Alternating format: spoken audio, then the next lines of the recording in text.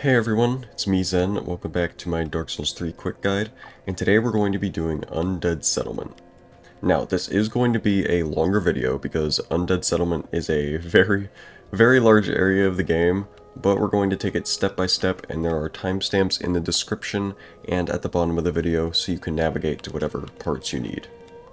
So to get to Undead Settlement, we're going to go to the Vort of the Boreal Valley boss room. Now, if you missed the last video, there is a room on the complete opposite side of the Vort of the Boreal Valley boss room, where there is an old lady that you talk to, and she gives you the banner that you use to get to the Undead Settlement. So it's right up those stairs and on the opposite side in that castle, over at Lothar Castle. And when you have it, you're going to come to this bonfire after defeating the Vort, and you're just going to walk out these big double doors, and the FOV is going to change, and you'll get this amazing view here. And then you just walk up here, and then a prompt will show up that says Raise Banner at the bottom of your screen. So just go ahead and press A, and this cutscene will play. I'll go ahead and skip it, just for time. Then there's a bonfire right as you spawn in. I will rest here very quickly. There is an item right over here. I believe it's just some souls, which can be useful.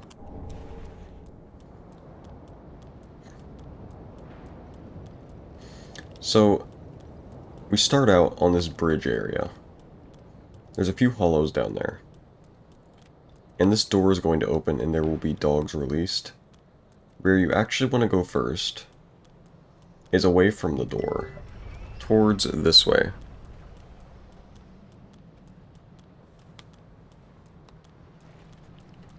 There's going to be a couple dogs behind this cart that you want to kill. If possible. The S3 dogs are probably the worst in the entire series, barring maybe Bloodborne. Now over here there's all these dead pilgrims, but one of them is alive, and this is an NPC called Yoel of Londor. Undo my shackles. Now I'm going to skip through his dialogue. Just agree to whatever he says, so you're going to accept his service, and that will send him back to Firelink Shrine. Now, you don't need him. He is required for the Usurpation of Fire ending, so if you want that ending, you can look into it. I'm not going to be doing that ending for this playthrough. I'm probably just going to do one of the basic endings, that being Link the Fire or the End of Fire. Now these dogs can be annoying. I am kind of just brute forcing it, but there is a way you can make it easier. Need to heal up here. I am really getting harassed by them. They are fairly easy to dodge, and then they have a long windup, so you can usually just dodge past them and then hit them. Alright, now I didn't really care about using up all my heals because there is a bonfire right on the other side of this door. So we'll just take care of this one last dog, dodge through it.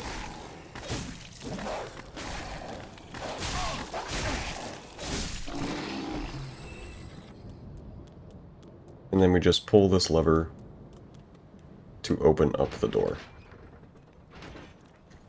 Just gonna pop my last two heals. There's only one guy on the other side before the bonfire, so just take care of him real quick.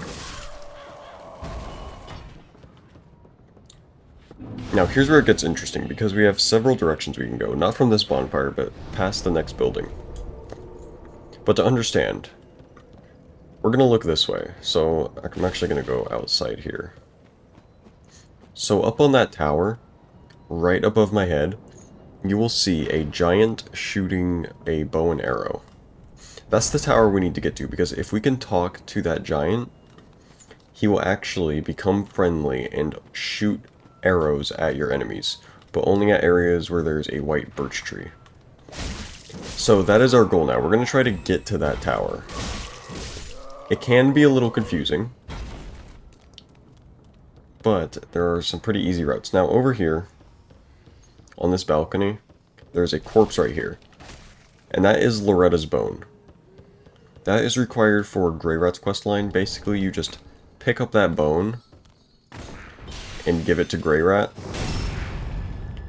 And that will progress his quest line. I'm not going to bother with that in this playthrough. This is a quick guide. And then on this tree, I believe there is an Estus shard. We will confirm that.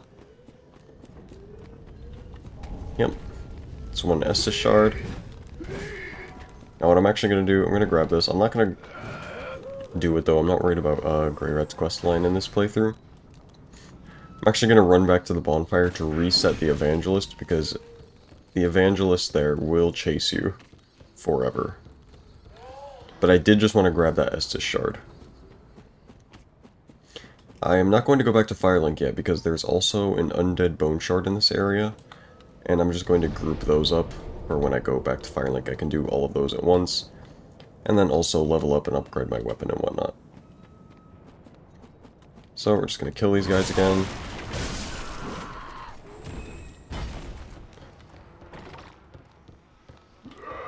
Now if you roll into these guys, it actually staggers them, which makes it easy to take care of them. So we're just going to go down. Now the easiest way is, again, just to kill this little guy and then drop down here. Now the tower is over there, as you can see, so what we're actually going to do is go this way towards the tower. Now there are two directions you can go. You can go through the building here, or you can go off to the side. If you go off to the side, that gives you the option to access the Mound Maker's Covenant, which is required for Platinum, but we're not going to do that this time. This is a quick guide. I'm not worried about quest lines or anything. This is just to get you through the game as efficiently as possible. So we're just going to head straight through the building. And there are two guys here that will ambush you.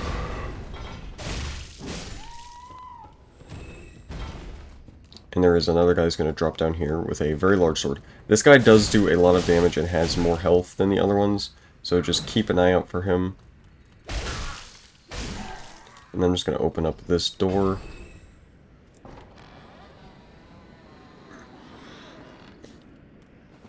Now, there's this bridge here. Do not cross the bridge.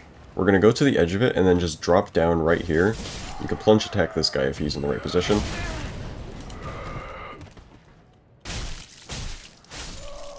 Now, the reason we're going over here, that's a Titanite shard, because there's the tower that the giant is at.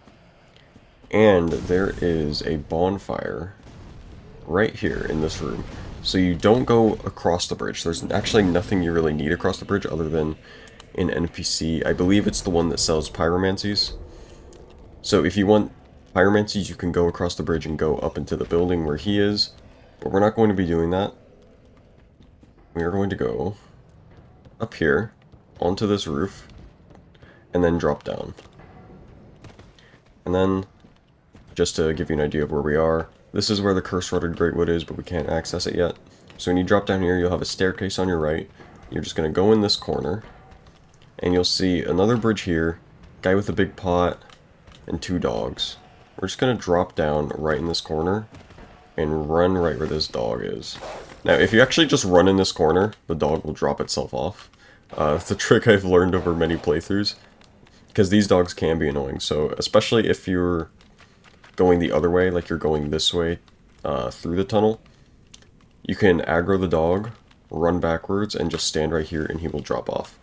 And if you're going this way, then it gives you the opportunity to just plunge attack the dog and kill it in one hit. Now, through this tunnel, there's 3 rats and then another 2 rats and a giant rat behind it. So watch out for these guys. They will get you. Here we have the cestus. And by the way, the big rat drops the blood bite ring, which can be very useful. I'm not going to worry about it right now, but if I was running like the Great Corvian Scythe, I would definitely want the blood bite ring to reduce that blood buildup. And we have a bonfire right here. Now we're just getting this for quick access, and so that we can fast travel to it later. But what I do want from over here, actually never mind, that can wait, because in this area, if you're embered, you will get invaded by Hodrick, and Hodrick can't, oh, there he is. I did not think he would invade me. Okay, so can I quit out? I don't want to fight Hodrick right now. If you don't want to be invaded, you can just jump from a high height and fire link so that you're not embered anymore, and then come back.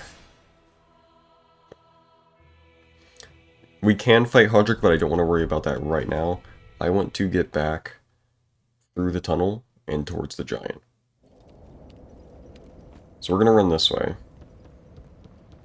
Okay, I guess we have to fight Hodrick. No? Okay, never mind. I thought that was a fog wall. It was just the smoke.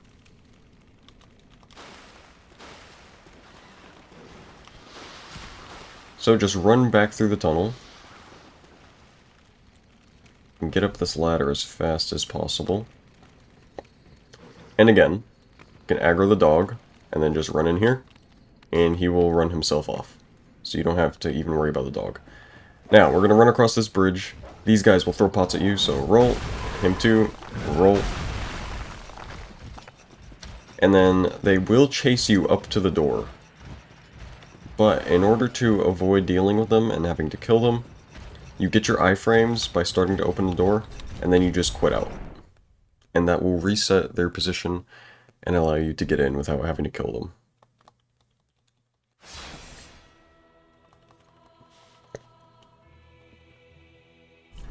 So let's get back in. And this door should be open. There we are. There is an NPC there. Don't really have to worry about him. This is where Siegward of Katarina shows up. He comes up through the elevator. Now, next area can be difficult. So we're actually going to first grab the bonfire that's down there after talking to Siegward. I'm just going to skip through his dialogue. And we're going to go down.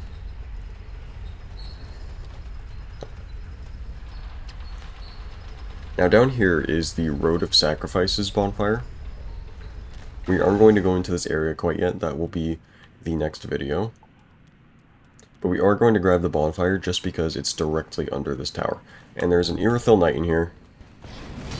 Just dodge him and run and open the door, unless you want to kill him for his weapon. This guy drops the Irithyll Straight Sword, which is honestly an incredible weapon. And if you wanted to use that, then you can kill him. He isn't terribly difficult, but he does do a lot of damage. So we're going to rest there to reset him. And he also does Frostbite, which is why the weapon is so good, because Frostbite in this game is incredible.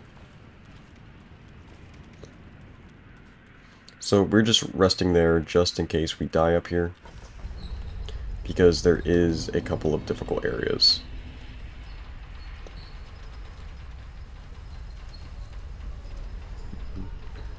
So first things first, we're going to send the elevator down by running across the button. And as you can see, Siegward has progressed up into the tower. Now, we're going to go up the elevator. We're going to hear Siegward talk on our way up. There he is. He's saying, And now that we're at the top of the tower, there is an item in this corner. Just some souls. But we're going to go up the stairs towards the giant. Now this guy will not attack you unless you attack him. Would highly recommend not doing so. He's a nice guy. I mean, I really love him. I mean, you talk to him, and you can just make peace, and he helps out. So why would you kill him? So now we're just going to go back down. Now, when we're going down this elevator, I believe it's on the right side, but I could be mistaken. We'll see as we go down. There is a spot where you have to jump off. You basically just aim your character and then roll off, and you will land on a platform. I believe it's on this side. It is on this side. So you just roll off on the left side. And you come out here, and here's Siegward again. And you'll talk to him, and he will mention a big giant beast that's over here. And he will actually help you. So you go down here, and it will trigger a voice line from Siegward once you aggro the beast.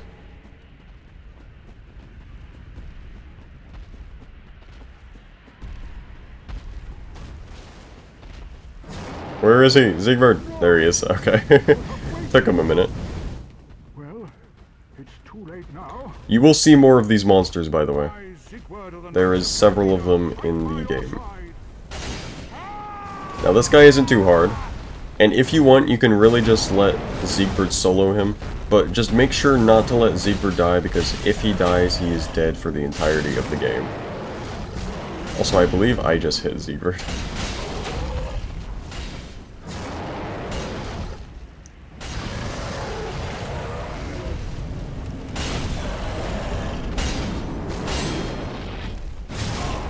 Oh, I got hit. And there we go. That gives you a fire gem. You don't actually need that unless you're doing a fire build. Now we're just going to talk to him, and he gives us a Siegbrow and also a couple of emotes. If you talk to him again, then he gives you the sleep emote. Okay, now. Over here. There's an item right here you can grab if you like. The large club is a pretty decent weapon. There's this. I believe this is the Pale Tongue. Yeah, that's a Pale Tongue, so that's what you use to respec. And then right here, I believe, is the Northern Armor set. Yeah. So we're just going to run up to these stairs. Now we're going to pretty much run past all the enemies in this area. You can kill them if you like. The only enemies we really need to kill are the 2 dogs that spawn in this room. Because these guys will chase you. I don't know why it locked onto that. And there should be another one. Hello? Here he is. Hello? I've never seen him act like that. I'm gonna dodge through him. Perfect. And there's a chest right here. You will get jump scared, but don't worry about it. Okay, now there's 2 evangelists right there. Don't try to fight them, they will mess you up. So just run past them. Might have to dodge a couple times. Then just run up these stairs on the left. Now first we're going to run up these stairs. Right here is Lloyd's Ring. Flynn's Ring, not Lloyd's. That gives you more attack power the lower your equip load is. Drop down onto this platform. Then down here. Now this is the hard part. I might die.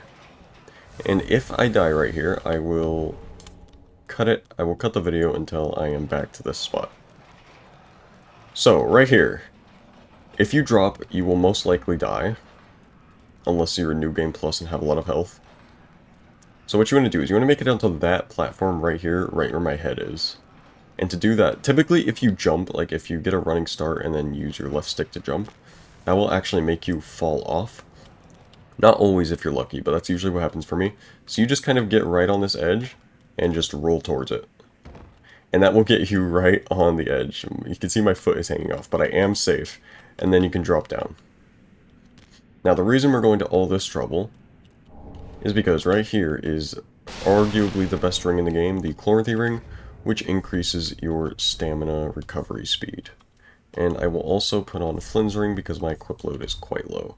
I only have a 16.6% equip load. So that will make me do a little bit more damage.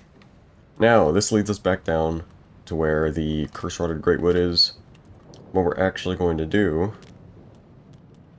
is get back to the bonfire in this area. I don't remember what this bonfire is called. I think it's the dilapidated bridge or something. I could be thinking of the wrong one. Wait, how do I get up here? Is it this way? No, but there is an item here. Actually, I don't think we can get back there from here. So what we're actually going to do is just go down here and go through the tunnel again. Just to get to that other bonfire. I don't know why the dog was right there. We're just going to lead him off and plunge attack him like always. Drop down, plunge attack. And careful for the 3 rats. You can usually just bob and weave and get past them that way. Then we got these guys. Okay, so Now we're going to go that way. We can also fight Hodrick if we want, which I will do. I might cut it out, or speed it up or whatever. But he will get here since we are embered. And there is also a crystal lizard right there that we actually want because that drops the sharp gem. If you're not doing a dex build, you don't really need the sharp gem.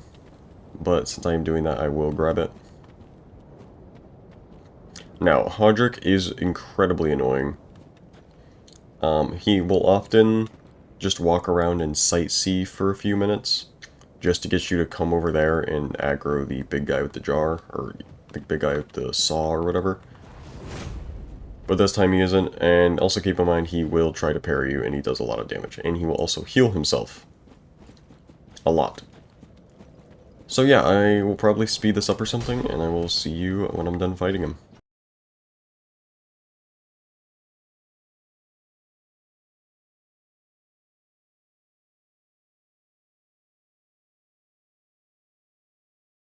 Okay, got Hodrick. I don't know if you saw, but he did parry me a couple of times. He really, really loves to do that. So you're going to want to try to only attack him when he's two-handing his sword. Otherwise, just stay back and try not to get hit. Now, we're going to want to reload the area for the crystal lizard, so we're going to go up here. Resting on a bonfire typically does not bring the lizards back, so you'll have to come right here and quit out and try to get it in time. And there's the lizard. So I'm just going to kill that really quickly, if I can get to it. Oh my gosh. My blade could not reach it, it was going right above it. So that drops the sharp gem, and we will handle that once we get back. Actually, we can't, because we need the Farron coal in order to do that. So to get past this guy, you can just climb up on this hill on the left. And he won't see you from here. And then you just wait for him to pass by. And then you can drop down behind him, and you're good to go. Now, since we befriended the giant, you'll see this whitish tree right here.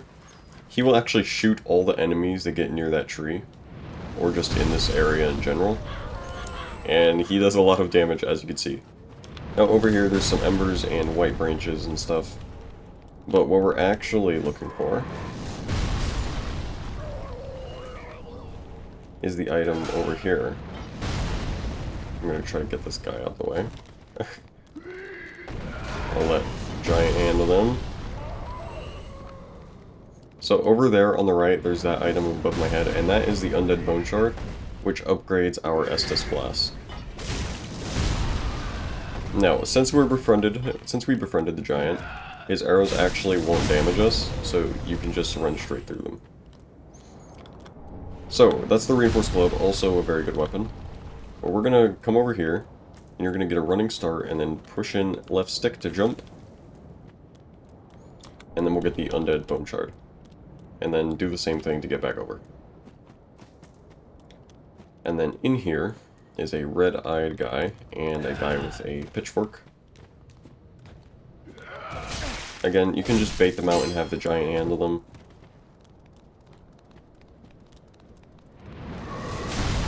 Just like that, and then I'll just finish them off. Up here is the Great Scythe. Jump across here, and you can grab that. Another very good weapon.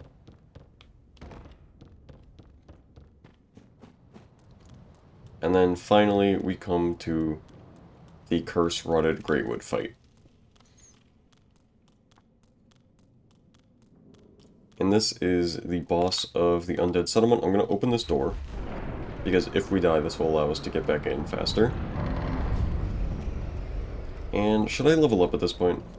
Yeah, I'm gonna, before we fight the boss, I'm going to go back to Firelink, and we will upgrade our stuff, and then we'll come back. And I will edit out the portion of getting back to the boss room, so that you don't have to watch all that.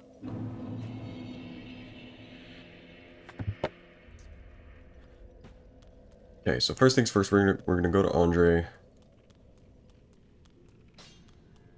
And we're going to reinforce our Estus. I think we only have one. Yeah, we only have one. And we can't infuse our weapon yet. We might be able to... No, we can't reinforce it either. So that's all we need him for. Then we're going to level up with the Firekeeper. I'm just going to... maybe I should put more decks. I'll split it between Vigor and Dex. I like to get to level 27 of Vigor, usually before anything, because that gives you a clean 1000 health. And then we're going to rest at the bonfire, and to upgrade your flask, go down to Burn Undead Bone Shard. And now we have Estus Flask +1 in the bottom left. So, quickest way to the Curse-Rotted Greatwood is going to be the Dilapidated Bridge. And I will see you when I get there. Alright, we have made it back to the Curse-Rotted Greatwood boss room. So we're just going to run back in here. And here is the boss room. We have several enemies in here and the boss itself, which is that tree in the corner. How I typically like to approach this is to first come up to this guy and stab him in the back, which will trigger the boss typically.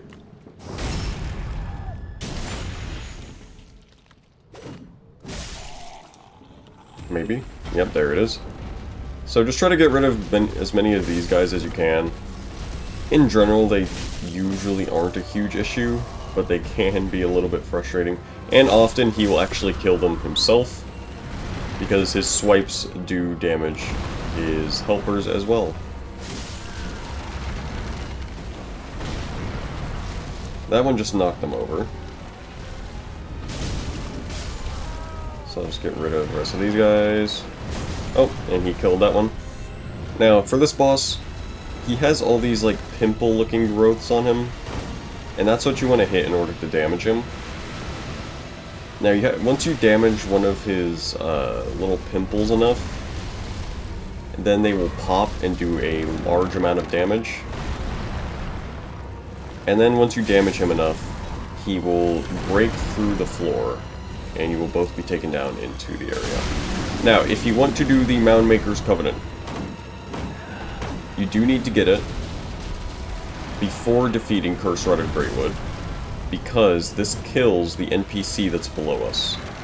And to get the Moundmaker's Covenant, in case you missed it from earlier, you can go back and you take a different route near a building, and you get into a cage which leads you down into that area. But since this is a quick guide, we did not cover that. So we're just going to damage that. Oh. So as you can see, he has this pimple right there, and now it exploded, which did a lot of damage. Now, once he does break through the floor, there are no more extra enemies to worry about, but he does grow an extra limb that can be difficult to deal with. So I'm going to smack his pimples right there, and that should be enough to bring him into phase 2. So I'm just going to stand back, avoid these guys. Yeah, he's going to stand up, slam down, and now the floor will break.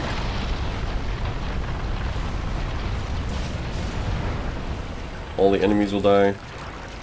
And now, keep hitting his pimples.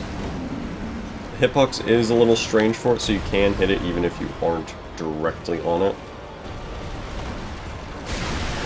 So there's one. Now, he just grew this extra limb. What you're going to want to do is stay away from that limb as much as possible, because it has this grab attack that is extremely difficult to see when it's coming. He does a lot of swipes, but you might have to damage the hand if breaking the pimples does not do enough damage. And he also has balls on his belly right here, near the hand, so you might just have to avoid it as best you can. I'm going to heal up.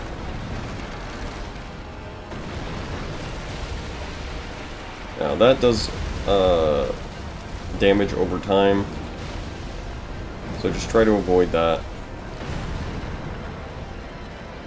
Now I'm going to get in right here and try not to get grabbed, but again, it's very difficult to see when he's grabbing, especially when you're right here. That's a grab. So you can see, yeah, so I didn't dodge it in time, but you can see he lifts his hand towards the top right, and then immediately goes in for the grab. It's very hard to tell. And also the timing is finicky. So if you do die, it would probably be to that more than anything. So do a slam again. So we're just about there. We just need to damage his belly a little bit more. And there was another grab, by the way. So when he lifts to the top right, that's when you know he's going to do a grab. And he also does that 180 spin, where he just, like, locks onto you and hits you. Okay, now we just have a little bit more health left, which we can get by damaging the hand itself. And that's Curse-Rotted Greatwood. That gives us the Soul of the Rotted Greatwood and the Transposing Kiln. I will show you how to use the Transposing Kiln before we end the video.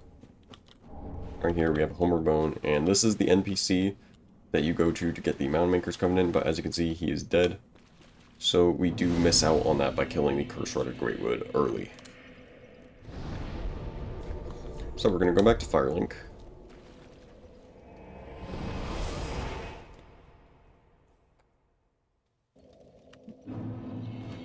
Now up here is an NPC named Ludleth of Corland. And he's the NPC that you talk to transpose boss souls into weapons. So you give him the Transposing Kiln, and that gives you the ability to begin transposition. Now for each boss soul that you have, you can create a weapon, or a piece of armor, or a ring, or whatever you want. So right now we have the Vort's Great Hammer from Boreal Valley Vort. This is one of the best weapons in the game. If you want to do a strength build, and it also does frost buildup, extremely good weapon. Also, the Hollow Slayer Greatsword is also one of the best weapons in the game, arguably the best greatsword in the game. And it scales with Dex, oddly enough. So if you are a Dex builder but want to use a greatsword, you can go with that. And we have Pontiff's Left Eye. So if you're going for the All Rings achievement, you will want to grab that. I actually don't need anything from here, so I'm going to leave him, and then just level up real quick. I'm going to do that off camera though. So hopefully this guide helped someone out there, if you're struggling with Undead Settlement, because that area can be really confusing. So I tried to get you through it as quickly and with as little trouble as possible. So thank you everybody for watching, and I will see you in the next video, which will be Road of Sacrifices. Bye bye.